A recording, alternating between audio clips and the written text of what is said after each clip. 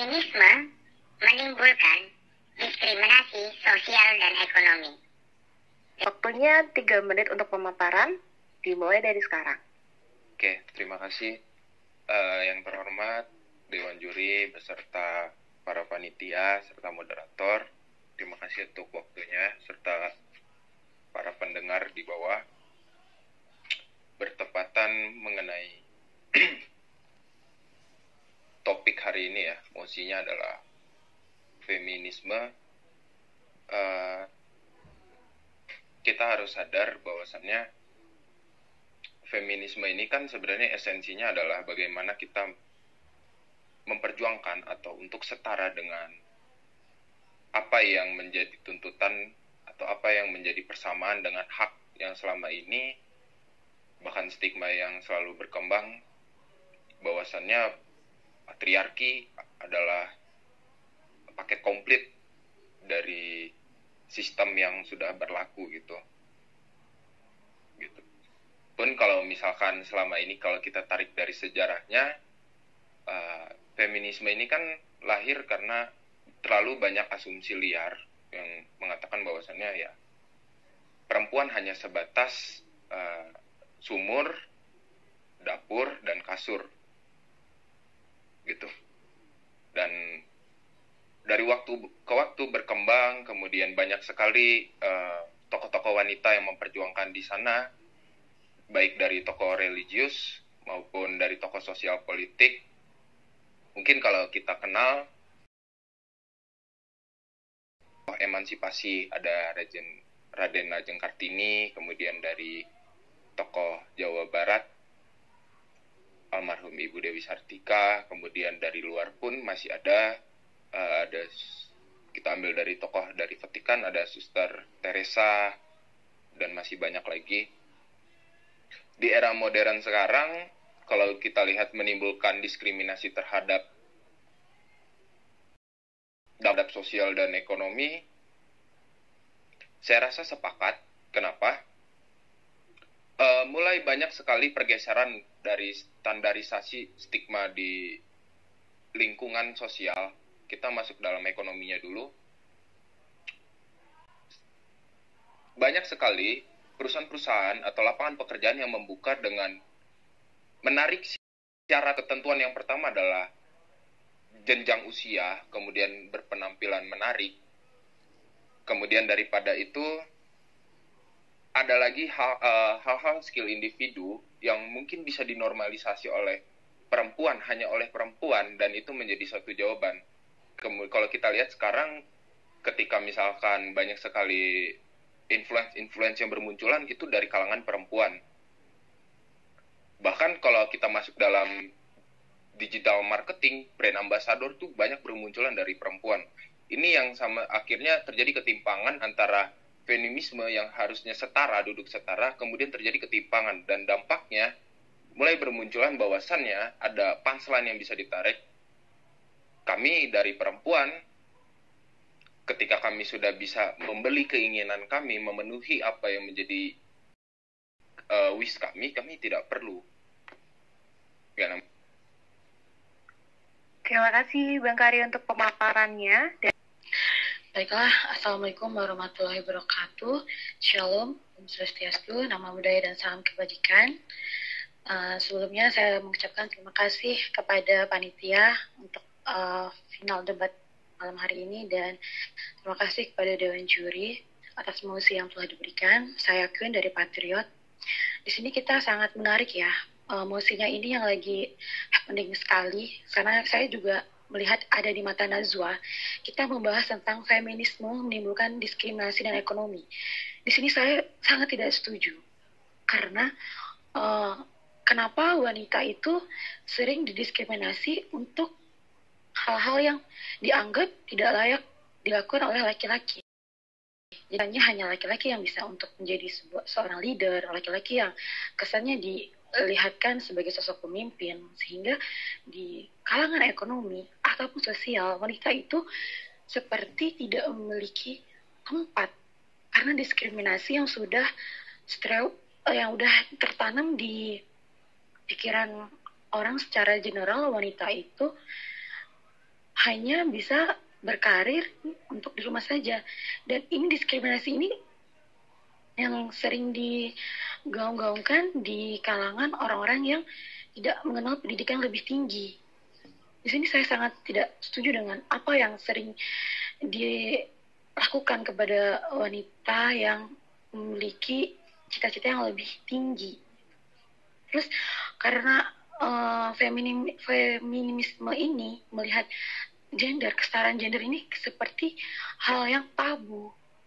Padahal secara data dan fakta, wanita itu seperti yang dibilang oleh Iger, wanita itu lebih kuat dari laki-laki. Dia itu lebih kuat dalam menahan deritaan, lebih kuat dalam segala hal. Tetapi karena laki-laki yang tidak mau terlihat lebih lemah, sehingga isu feminisme ini digaung-gaungkan untuk mendiskriminasikan wanita itu sehingga menjadi sosok yang lemah, tidak berdaya, dan hanya menjadi tidak bisa membuat suatu hal perubahan bagi dunia. Padahal sering kita lihat sosok-sosok yang mendunia di kalangan, contohnya seperti Ibu Megawati, seorang perempuan bisa menjadi pemimpin juga untuk presiden di Indonesia. Jadi diskriminasi terhadap feminisme ini saya sangat tidak setuju. Dan yang kedua, dari sisi ekonomi, perempuan kadang dilarang untuk mencari rezeki, sedangkan di lahan ekonomi sekarang, di zaman sekarang, perempuan itu lebih kreatif dan lebih mengetahui nilai jual dibanding laki-laki. Laki-laki hanya sering memikirkan bagaimana dia mendapatkan uang, tetapi wanita lebih jauh lagi pemikirannya bagaimana cara, trik, dan mereka lebih kreatif. Dan ini sangat dibuktikan, pedagang-pedagang yang lebih sukses adalah wanita, sehingga diskriminasi ini sangat tidak saya setujui gitu. Karena faktanya seperti selebgram entrepreneur sukses dari MS Golo saja itu pemimpinnya adalah perempuan. Terima kasih untuk pemaparan. Baiklah, terima kasih ya. Di sini saya mendengarkan argumentasi dari pihak pro, bukan diskriminasi. Berarti Anda itu pro, Anda itu setuju. Tetapi di dalam argumentasi Anda itu seperti tidak setuju. Anda memberikan argumentasi yang ambigu. Anda memberikan tokoh-tokoh yang melakukan kesetaraan gender. Anda mengerti tidak? Mosi yang diberikan oleh Dewan Juri adalah feminisme menimbulkan diskriminasi ekonomi. Anda harusnya memberikan gambaran kesetujuan Anda. Kenapa itu terjadi? Bukan Anda memberikan malah kontra. Sini Anda terdapat kolerasi pendapat Anda dengan yang Anda setujui itu tidak ada hubungannya sama sekali. Dan satu lagi yang saya tangkap, Anda memberikan percontohan tentang pergeseran standarisasi. Nah, Anda kan pihak pro di sini. Kenapa Anda membahas kontra pergeseran standarisasi itu?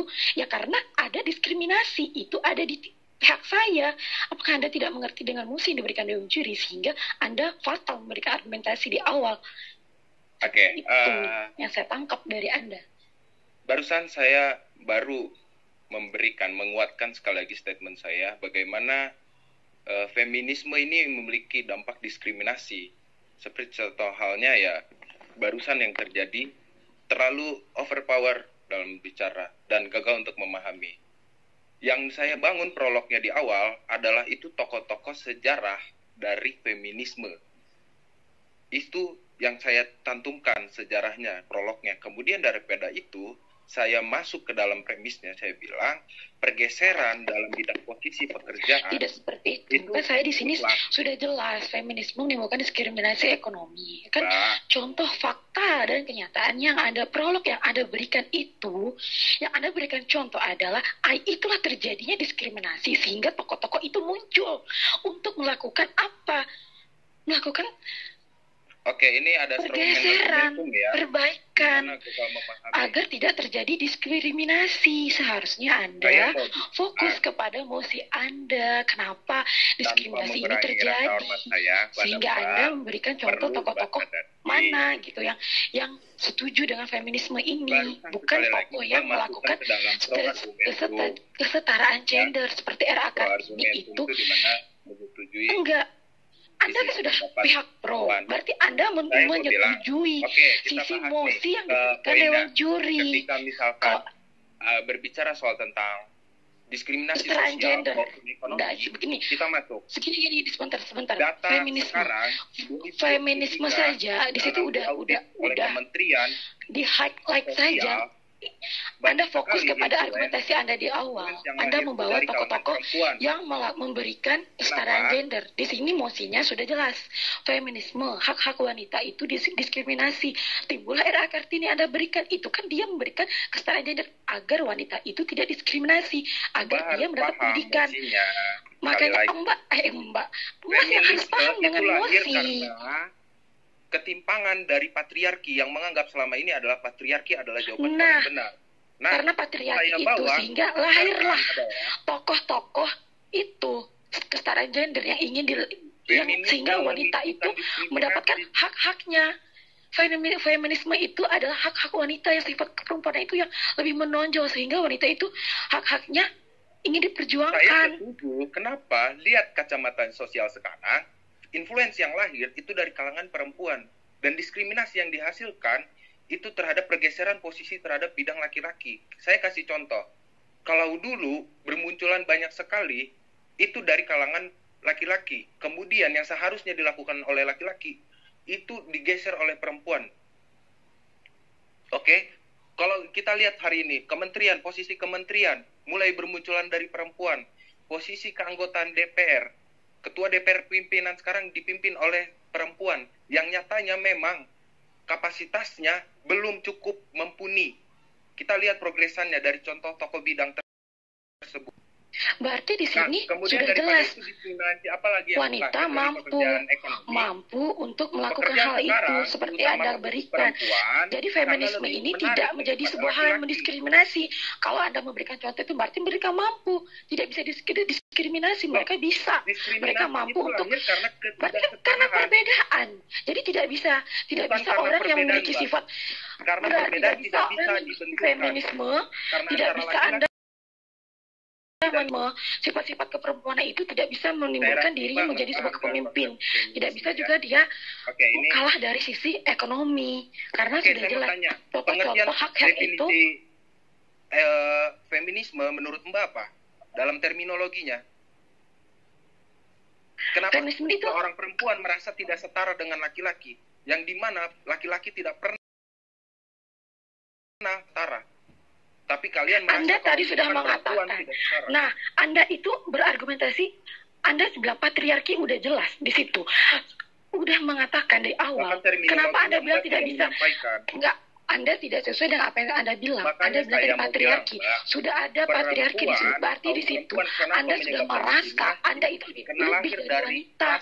Anda sudah memberikan kata patriarki. Berarti Anda sudah merasa laki-laki udah lebih dari perempuan. Sedangkan Anda di sini pihak pro. Kaum perempuan lebih dominan dalam vokal maupun dalam perilaku. Itu dalam sosial, kemudian dari ekonomi. Syarat pekerjaan sekarang diutamakan salah satunya background profilnya adalah dari perempuan. Berpenampilan menarik, kita lihat lebih menarik untuk melihat daya visual dari seorang perempuan. Tanpa melihat langsung dari soft skill-nya ya. Itu dari background pertamanya, dari depannya, cover luarnya. Kemudian daripada itu, kalau untuk kita lihat sekarang lebih cepat untuk perempuan yang masuk dalam bidang pekerjaan, lebih cepat, lebih mudah. Karena lahir dari rasa ketidaksetara. Yang nyatanya sebenarnya kalau kita lihat persaingan itu harusnya secara fair dari soft skill, dari pengetahuan atau dari background yang lainnya yang menjadi tuntutan dasar dari si pemilik perusahaan. Kalau kita lihat dari diskriminasinya di mana laki-laki sekarang dianggap sebelah mata. Makanya banyak bermunculan istilah saya bawa contoh punchline slang, ada istilah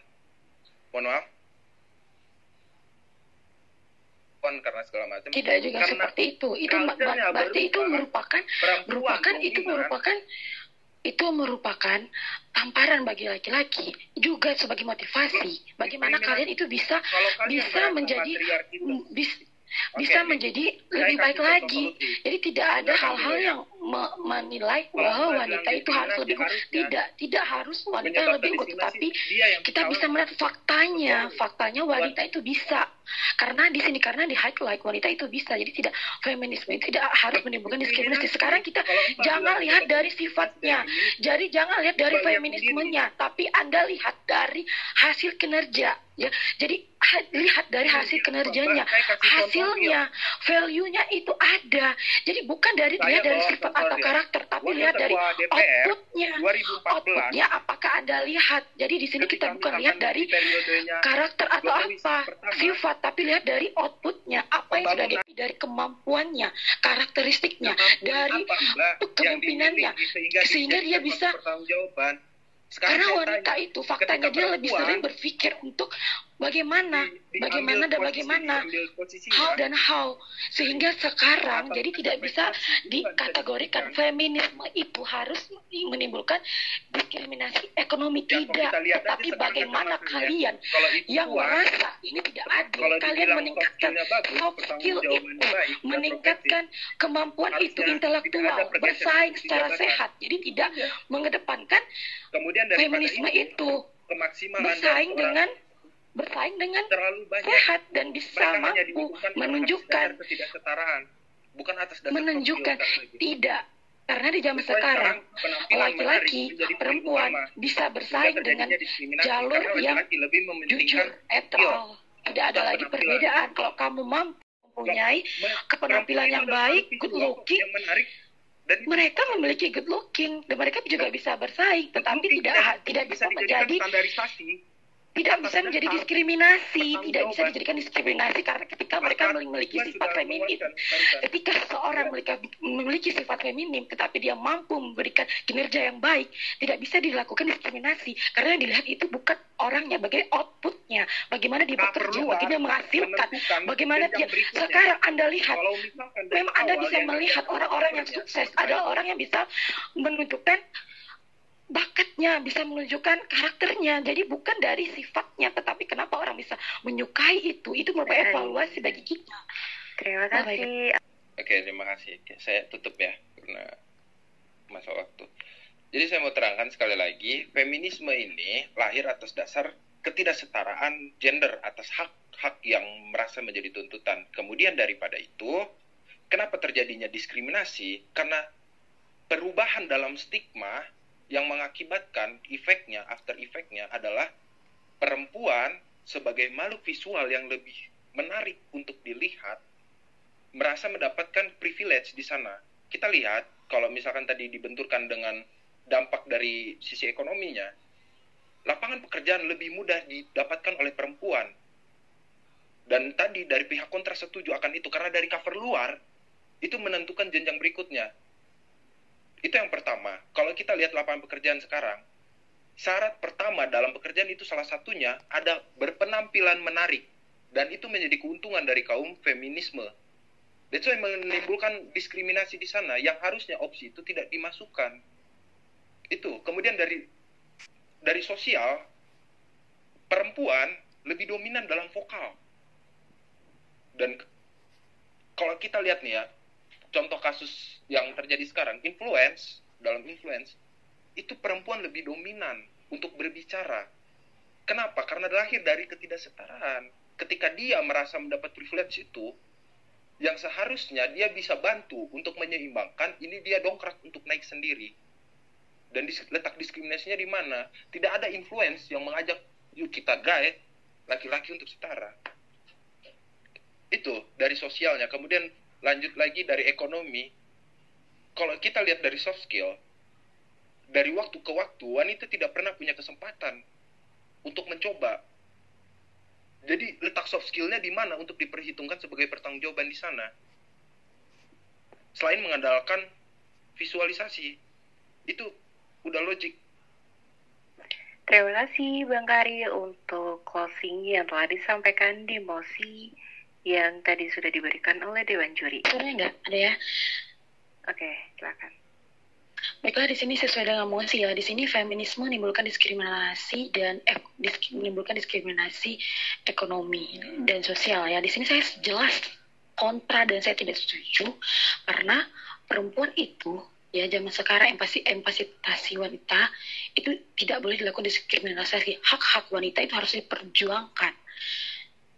Dan yang kedua, yang saya sudah jelaskan kepada pihak tadi, ya, sudah dibilang, untuk yang Anda berikan adalah contoh-contoh wanita yang bisa maju dan berkembang jadi influencer. Itu adalah contoh wanita yang bisa berkarya, menjadikan dirinya itu, aku bisa, karena hak-hak wanita tidak lagi dibelenggu oleh pemikiran-pemikiran patriarki itu, yang menganggap bahwa laki-laki adalah segalanya bisa. Sedang sekarang wanita menunjukkan ini the power of wanita itu bisa gitu. Jadi stereotip gender itu tergeser sedikit demi sedikit ketika wanita-wanita yang unggul kini mulai lahir, kembali dilihat oleh para laki-laki, sehingga wanita yang bisa itu akan menjadi influencer tanpa dia menginfluence dengan kata-kata. Wanita lain yang melihat dia, kesuksesan dia, akan meniru dan contoh bagaimana aku bisa seperti itu. Itulah contoh yang Anda berikan tadi. Anda sudah menyetujui secara tidak langsung influencer-influencer yang tumbuh dari kalangan wanita lebih banyak itu akan menginfluence para wanita-wanita yang masih terkekang oleh pemikiran stereotip gender yang merasa laki-laki itu lebih dari wanita, seperti itu. Seperti yang diberikan promosi oleh Dewan Juri. Jadi kesimpulannya di sini, wanita memiliki hak-hak yang sama seperti laki-laki karena dia bisa berkarya, dia bisa berusaha, dan dia bisa maju dalam sisi pendidikan, ekonomi, dan sosial. Ketiga, pendidikan dia memiliki hak yang sama seperti Anda berikan contoh. Era Kartini sudah menyetujui untuk wanita tidak lagi di rumah, sehingga